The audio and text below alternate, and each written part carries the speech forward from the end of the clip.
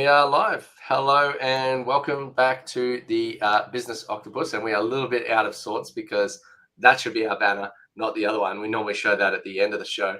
But just in case you're wondering, yes, we do have an online community. We would love for you to join. In any case, I'm Avon. This is Amanda. How are we going today? What's going on? Oh, look, we've just been having a very robust discussion about technology and how technology is great when it works. And that was a fabulous example. Well segued, Avon. Well, the first point is to check what you do. And I think, like we'll cover some mistakes and things that we've done in growing the YouTube channel and going from, was it when I first started, obviously no subscribers all the way up to, over 300,000 and having, I guess the most of that growth in the last year and a half with some quite rapid expansion through that cycle. And people ask, like what tools that we use to do that.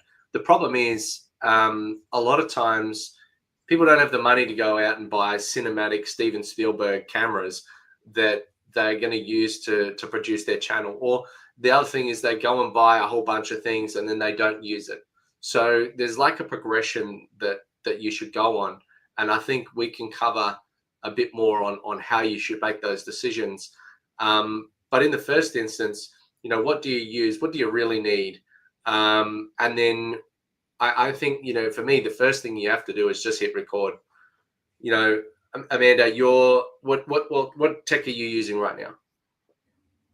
Team, I have my built-in webcam. I have the sunlight coming in, highlighting my face through the window, and I have my microphone. That's it. And you could use the internal mics aren't too shabby these days, so you could literally get started with what is sitting in front of you. If you have a computer, you can get started. Hell, if you got a phone, you can get started. No excuses. Absolutely. Well, on that, my first video was on my phone. It was sitting in the car and me doing this. Actually, no, yeah, it was on my phone. The first one was actually a video training people on how to use a particular machine. And that was because I got sick of, I got a call in to go and fix this problem. And it was just literally one button. So I just filmed all the faults that could be for this machine. And next time it happened, because I got a call at 5 a.m. on my one day off, hey, the machine's not working. And so I used the video link, uploaded on YouTube as a private link or unlisted. And then they basically, next time that happened, they watched the video, or I had to send the video, and then I got the shits with that. And then I said, actually, I'm going to build a knowledge base where they can search for it and then find it. And then I made a whole bunch of other videos as well. And that's sort of what kicked off doing video. And then when I started building all the systems and people realized, or I realized that there was another business in this, that I then created a video. My first one that I made public was me sitting in my car going, hey, I'm going to try this little thing called Relevate. Because at that time we'd brainstormed the name, and that was just like a 30-second video. Really poorly done, really poorly shot. But I started. And then I didn't do anything with the channel for about 4 years until when or like a little bit of videos here and there, or a couple of podcasts, extremely sporadic, not really a lot of, attention on that. But what that then led to was, in the last year and a half, was like a decision of like, let's just double down here, because it creates leverage and it creates scale, and it allows me to have more conversations with people, which is really what helps us to grow the business. So from going from sporadic videos to going all out, I didn't want to go out and buy like the latest and greatest. My first webcam was like I think it's called a C930 or 390 or something like that. It's just a Logitech one. It's about $30 from Officeworks, and it was a bit grainy. It was better than the webcam or the one inbuilt one. Laptops have come a long way. Cameras have come a long way. And in terms of mic, I started with just the laptop mic, which sounded pretty average. Then I went to I bought it was like a $20 one, and I should not have bothered. Like it may as well have just been in the bin. Like it was worse than the laptop mic. And then I went and bought an $80 mic that was called a Blue Snowball. That was okay, but when I first plugged it in, I had to be like this far away from it to get it to do anything. And like I'm now this far away from my actual mic, which is sitting just here. I can bring that down. So now I've got a bit of a fancier one on the boom mic. But that is a Blue Yeti. And so that one's about $250, $300, something like that. But if you think of the three things that you need to make a decent video, is audio, lighting, and video. So you just need to get those three things right. What, in your mind, what is the cheapest thing to fix of those three? I mean, your lighting, because you could just move. I mean, like 100%. I'm right. Yeah. So like, and also I would add a fourth layer to that, Avon. So curating your background. So like having what's going on behind you at least not look like, you know, I don't know. Well, actually, I've got, now you mentioned that, I realized I've got this box here. So there's a faux pas, right? So don't look too closely. Outside the frame, there's a few things that need a bit of a tidy up. But having said that, you know, like it's not hard to make a half decent background. You literally need a corner of a room, push some stuff out. Doesn't matter if you got, you know, piles of things. You know, one of a person we know in South America, she has her bed flipped up on its side and pushed to the side of the room, and then that's her background. All the other pot plants and stuff look great. She sits down, does a day of filming, and then puts it all back again. You know, you don't have to have room. You could do it outside. Exactly. Just make it work. Find a way, make it work. Exactly. And then in terms of the you know, the video versus the audio, I think sometimes the audio can be cheaper to fix because a good mic is going to be a couple $100, whereas a good video, oh yeah, we've got a comment here, Mike Envy, definitely. A good video camera is going to be probably in the thousands of dollars. So I would say your best first investment is a decent mic, and I would spend at least $100. Now, I do have my tech stack here, which I will post in the comments. So there we go. There's my equipment list. So if you're watching, that should come up in Facebook and YouTube. We'll post it after the show on the LinkedIn, just because we're busy running it. We don't have a team behind us just yet. But producer incoming. Yeah, I'm getting some feedback here somewhere. Oh. Anyway, might be on your end. So yeah, having a good mic is really, really important, and making sure that we have the ability to create I guess a good system that's going to plug in straight away and actually do what you need it to do without having to get a plug, to get the add-on, to get the connector, to then download the software and the firmware to make the thing actually work. Because half the time, getting the cheap option results in a slew of problems that you then have to go and fix. So it might have costed you, you know, like the first mic that I had to throw in the bin actually had a different connector. So I much prefer the USB mic because then it can deal with the software, it can do some auto leveling. But this one had some, like, I don't know, 3-pin thing that you had to plug in. I'm sure it could have worked, but it wasn't going to work for me. And if I spent one that just worked with PCs, then it probably would have worked better in the first instance, rather than trying to make it all fit together by jamming it together, or connectors, or being cheap, because cheap is expensive. Yes. So buy the thing that is fit for purpose. Once you start Frankensteining things, You're adding layers of complexity and more points of failure or potential failure. So yeah, try to limit that where possible. Yeah, absolutely. Like, you know, I worked at Dick Smith once, as when I straight out of school. And so it was all about these little gold connectors, the 3.5 mil jack or the 1-inch jack. And then because it was gold, it was a better connector. And then people would have you'd have this like sea of adapters that would plug this thing into that thing, into that thing. And then you'd have this monstrosity, like 5 layers of adapter to get from that thing to this thing. It's actually quite an art to try and get it to work. But this is kind of the like you say, points of failure. Everything that connects to something else, you know, may only be connecting by 2 little pieces in the socket. And that's what's, you know, bringing the circuit through, instead of having a good solid copper wire or, you know, optical or something like that, whatever it is that's bringing the information from here to there. So less is more, get the right thing, spend the money, you won't regret it.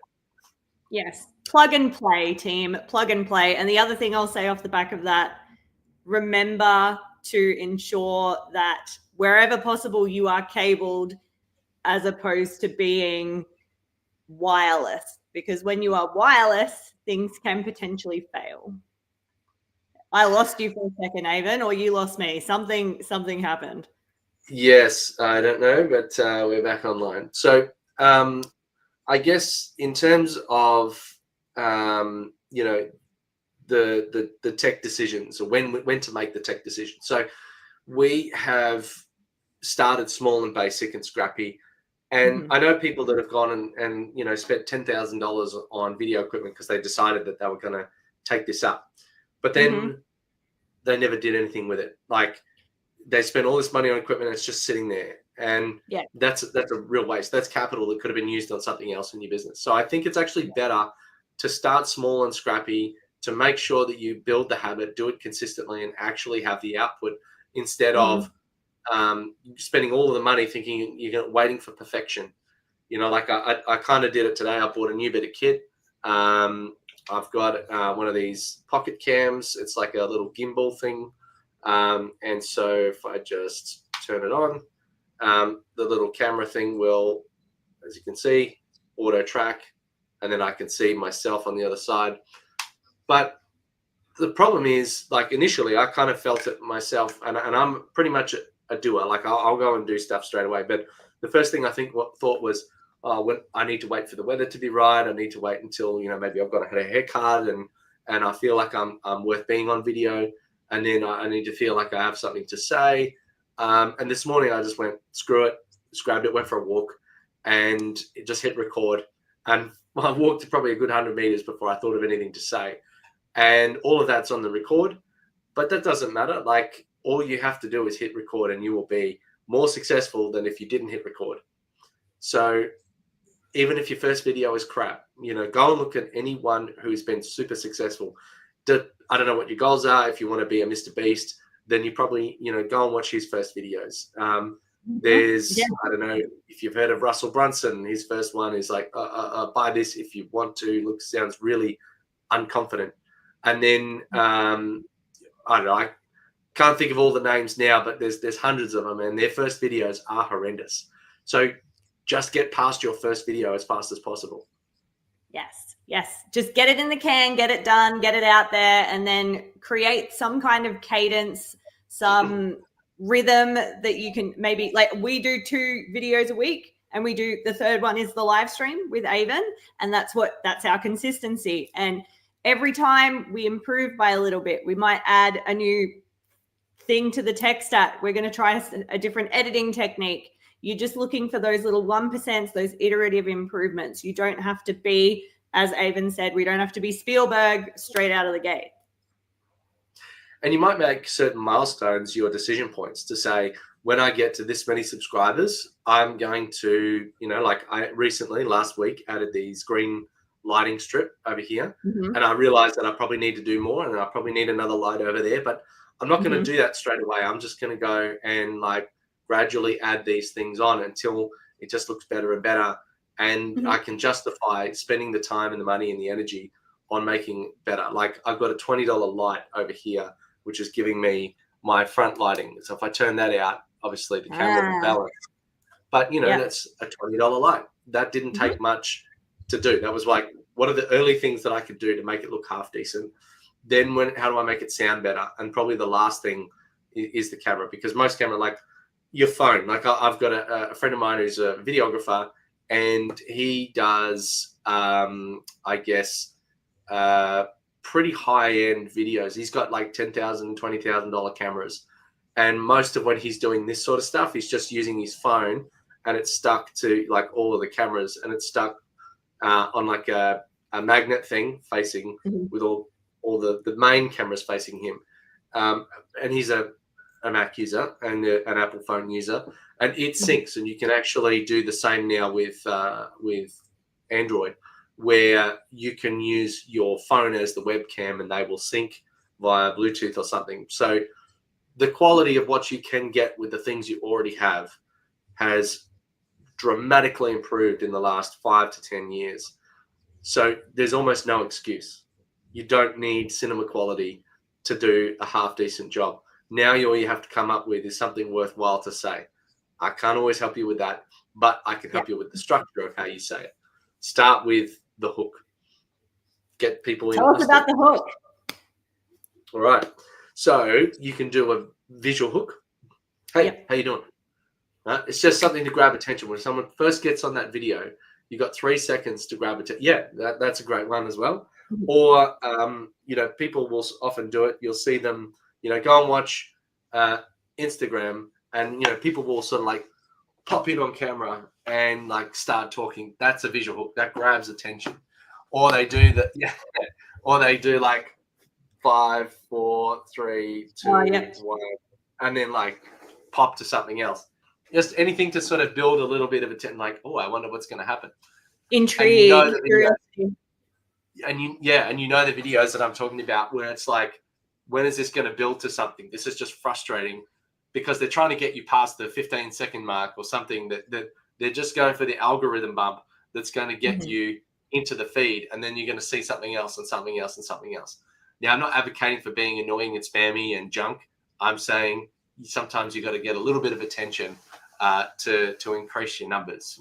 And eventually you will build an audience that are there for you, that want to know what you're up to, that listen and care about what you have to say. But to get there can take a little bit of time. Okay. So the next thing, I guess, is talking about some mistakes. Like I said, we had that $20 mic. You know, I've gone out and bought cameras before. My last DSLR was a Canon. Couldn't give you the model number, but it was a secondhand camera. And then I saw all these YouTubers talking about the Canon M50, which is what I'm using right now, which is good. It's small, it's light. But then I went and I bought the cage for it. You know, I thought, oh, I'm going to do all these things and have the handle and all that sort of stuff. And, you know, I thought I'm going to go out in the wild with it. And some of that stuff is kind of good, but I've not really used it. So I've spent money on it that's gone down the drain. Mostly because when I went to actually use the camera out in the wild, not only does it take a long time to set up, it also shuts off after half an hour. So if you're going to record something half decent, it's done. And you're like, you can't go give a 40-minute lecture presentation, or, you know, do a speaking gig or something like that and then have it shut off. And you don't want to take a suitcase full of stuff to go and do that. So now I'm going to more like what's small and achievable in a backpack that I can just turn it on and go. So the turn it on and go factor is really, really important. Absolutely. You need to be able to think, oh, I would love to film this. Just grab your small kit and off you go. As Avon was saying, when we get into that higher end stuff, so DSLR or professional like video cameras, takes longer to set up, and you do have to have some know-how or technical know-how to do your white balances, making sure that the audio is connected correctly. You need XLR mics. It becomes a whole new ball game that you will have to educate yourself on. Stream Decks, OBS, yeah, like all of these systems to like take just the video feed and the audio feed, pair them, and then do all the stuff afterwards. Or sometimes, you know, you might have the audio device completely separate from the camera because you might be a few meters away. You know, now like this one will do 50 meters with, you know, wireless to the actual camera. So it's only one file to manage. But then you have editing software you have to deal with. So just to give you an idea on some of the tech stack, I've actually put some links in the chat, which will have some. There's the video recording platform, or a video editing platform that I use called Descript. StreamYard, which is the streaming platform we're using right now. There's a link to this camera, the microphone that I'm using, and a couple of other things. The little lapel mics that I have when I'm out in the wild. But those things that I know that they sync well. They are relatively reasonably priced. They are not like Steven Spielberg Cinecams that are 50 grand each. You know, like there's an unreasonable expectation that people think they have to have all the cool stuff. Just use your phone. Go and watch most of the YouTubers now. They are all just using their phone. So all they've got is just a better mic that plugs into the phone and a phone that can hold enough video storage that when I get home and plug it in and put it on my computer, that I've got, you know, a decent shot as well. So then you can do things like battery extenders. You can do like storage becomes a problem. Power becomes a problem. Your audio, I guess, interference becomes a problem. And by just getting out there, hitting record and just starting, that's when you start to see where the cracks are. And that's the 1% little improvement you have to make each time to then just do one bit better. It's a huge thing of experience. You really have to just be there to know how to do it all. Like, yes, there's courses that will give you the high level, but until you get out in the field and actually doing it. And you know, I've done these things before where I've talked for 40 minutes at the camera thinking I'm recording my script, and then I get to the end and realize my mic I did have the wrong mic connected. Yeah, been there. So no audio. It's awful. It's awful. Triple check everything, team, before you hit record, before you start, and make sure. Gosh. Maybe you could go back over and dub it, but then the audio wouldn't match the lips moving. So you really just have to start again. Go again. No, not ideal. Don't set yourself up to fail. Yeah, you would have seen your fair share of mistakes and problems with camera setups. Oh, absolutely. I remember being... Sorry? You have a story you can share? Oh, yeah. We were shooting my graduate film at film school, and I remember we were still there at 4 a.m, trying to get a particular shot, and whatever we'd been shooting for the last 90 minutes, I can't remember if it was the audio or there was something wrong with the balance, but whatever we shot, we lost 90 minutes. So we had to go back the next week, and it was not ideal. Just please check everything, triple check everything before you hit record. We've got a comment there from Mark. Yes. G'day, Mark. How you doing? How will AI impact this? Will human influences become a thing of the past? I don't think so, because, you know, humans need relevance. Humans need to connect to humans. Definitely more people are using a lot of the AI stuff. It won't completely correct or replace the human. It will definitely make it hard for people perhaps with poor eyesight or don't know what to look for to determine this. Like, I remember having a stupid argument on LinkedIn that I deleted. There was these two that do all these. Basically, there must be like a graphic design school where they're maybe promoting their graphic design services, and so they had all these like inventions, and I was like, these guys with their stupid, VR videos again, and so it's all green screen, I can tell. And he's like, no, this is innovation, and it was like some wheelchair thing that the wheels change and goes upstairs. I'm like, It's fake. It's not real. It's not a patented product. It's just made up. But this guy, whose title, mind you, was like, LinkedIn headline was Crypto Priest. So anyway, long story short, I ended up deleting the comment because I didn't want to get an argument with some fool about something that's not real anyway. And but yeah, it's getting harder and harder to tell. I think that AI will definitely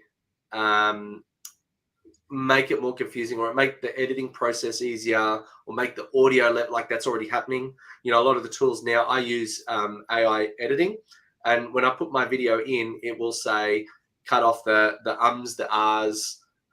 You can do a thing called studio sound. It will listen to everything, and then you can like sort of audio level and balance, or perhaps when you do the edits, instead of the edit movement of the body, you know, from this edit all of a sudden cutting to that, it'll kind of like try to make it smoother. Or my phone the other day, I took a camera, a photo of something, and there was a bit of like smoke around, and I was trying to get the smoke in the photo. You know, it was like that stage smoke stuff. And the camera edited it out. It landed like it was just me standing there, instead of trying to go for some cool look of like this tendrils of the smoke blowing around me. It edited it out completely. So AI, I guess it depends what you're trying to achieve. It's not going to make human influence as a thing of the past, because humans are always going to want to be spreading a message, sharing what they know, communicating with a broader range of people.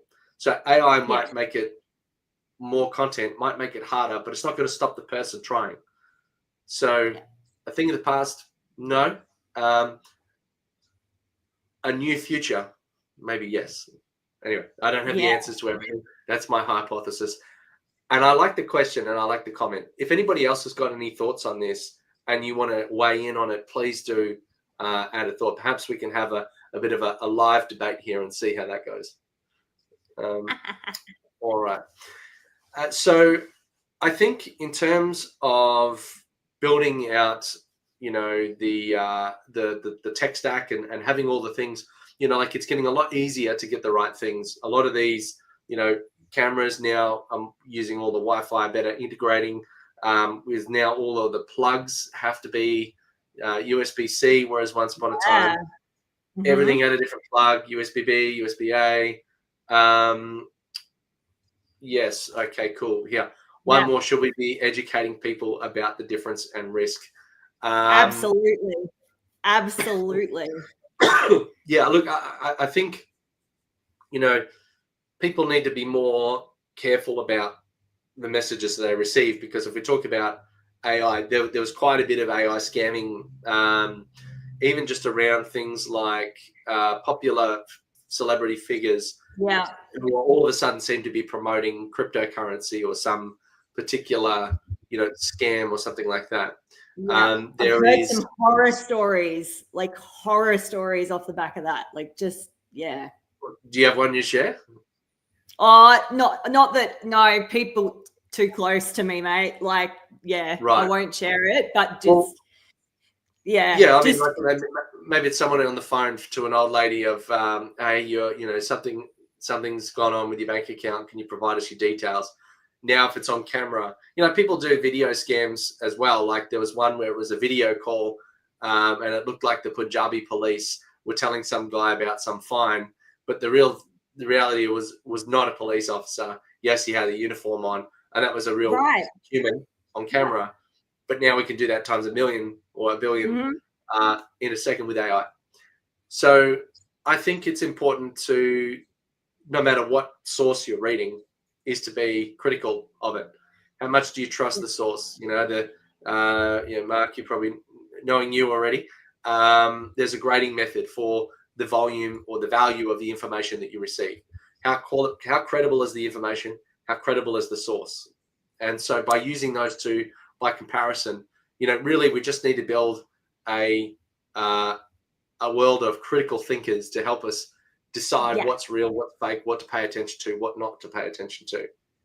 Absolutely. But definitely that's not something that's solvable right now. Yes. Or Oh, that's interesting. Interesting concept. I like that. I like that. Yeah. Do you like cut your finger and then smear the camera in the blood, maybe like a and little, then zoom in on the DNA or something like that? Yeah. Oh gosh. Yeah. I mean, it's possible. Well, it's a possibility. I think the thing that helps you find out that whether something is AI or not is how polished it is. You know, like here already in this call, there's asynchronicity in the internet connection between us, and so unfortunately, we're real. No question. We're talking over the top of each other a little bit. And we don't know what the other one's saying, or we're waiting for the other one to reflect back, and like we might miss each other's cues, and we're trying to like talk to an audience we can't see. But an AI, actually, there was one case where an AI lawyer, a guy brought this AI lawyer, he was representing himself, and then he's like, if it please the court, I wish to do this, in very flowery language, way too prim and perfect and polished. And the judge's like, what the hell is that? He's like, that's an AI that I wrote. So it's me representing me using AI to look up all of the things and make arguments on my behalf. Yeah, wow. Wild. But yes, that's a really good point. That's a really good point. If it looks too good, it's probably not real. So I would be looking for errors. Maybe the thing to look for, like sometimes, you know, AI, the thing was the extra finger, but there was a case where someone bought a prosthetic finger ring that they could put on, and it would look like they had this extra finger, and so the case got thrown out because they're like, the CCTV footage, that's not real, that's AI. See the extra finger? But it was real. So you can game the system both ways. There's also T-shirts designed to disrupt AI, so it can't track the individual because what's on the shirt is too busy to allow the AI framing to go, there's a person walking over here. Maybe, you know, like AI facial recognition. Maybe, you know, like Star Wars, right? Where everyone's got these big helmets on and they've got like voice changes and things like that. Maybe that's to change AI. But even like the citizens within these like worlds have, you know, they've all got communicators, right? Everyone's walking around with a phone. Maybe there's a helmet, and maybe that's there to defeat AI / provide some, you know, cool tunes and things like that. Now the defense department's building more lasers than ever before to try and combat drones and you know, missiles and things like that. So we're like, people are building. We got SpaceX. We got we're just about to go into building the Death Star. People, like, we are so close to it. It's not funny. Whew. I feel like we've just gone off topic here. We have, but like it's just all the stuff is there, and I think, you know, like if we're gonna. And when I say this, I don't say this like I truly believe it, right? I think it's just fun to have a conversation and to push things to where they're going. But like, look at all the evidence around us. There is lasers. There is now AI, and people are now building tech to try and defeat AI, to detect where they are, which is, you know, at the moment we're talking about creating video. So, you know, that's this single two-dimensional medium where we look 3D on the thing. But, you know, like, I think maybe there's got to be some other form of, you know, like smell-o-vision or something, you know. What is that human watermark? What makes people stand out through a video? You know, you've got these things now where people have sensors, and then they've got like this mat with all these blocks that raise up, and so you can kind of three-dimensionally feel somebody doing something in another location. And it's a bit ridiculous, the industries that drive this technology. You know what we're talking about, friends. Yeah, we'll say it, but we won't say it. But then, you know, like, what drives these technological changes? You know, armies that want to go places, the space programs that are also trying to get more resources or be somewhere first or do something first. And then people, everyday citizens that are trying to avoid things, you know, like excessive detection or that want to, you know, fuel their human desires and things like that. So Yeah. I just look at those things that lead technological development, and that kind of says where it ends up or how it gets used and that sort of thing. Anyway, we have covered a lot. I think we've gone well off topic, but it's been fun. So much. Excellent questions, Mark, by the way. Thank you for chiming in there. That was awesome. Yes, we also had, we have to thank Trevor Rooney with Mike Envy. Definitely. Yeah. It's like Laser Envy. I don't know if anyone's ever seen Toy Story. Yeah. But that's all right. We are here, and we have done our duty for today. Thank you so much for watching. If indeed you still are, please do give us a like and a subscribe.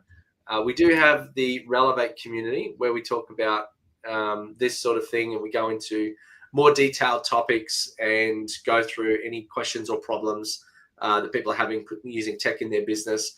We can definitely delve deeper. Maybe, Mark, if you're still watching, we'd love for you to maybe drop a comment in the community. We can give it some more thought. Yeah. We could do a little bit more research and come at it with a bit more credibility. Quite often it's a little bit difficult to react to comments live unless we know the topic, or this is what we think, or here's our reflection right now. But we do like to think about stuff in more detail. So drop us a comment, join the community, and then we can come back and present something else online with a bit more brain power behind it. All right. Sounds like well, a plan. Thank you for watching, and you stay classy. Thanks, everyone.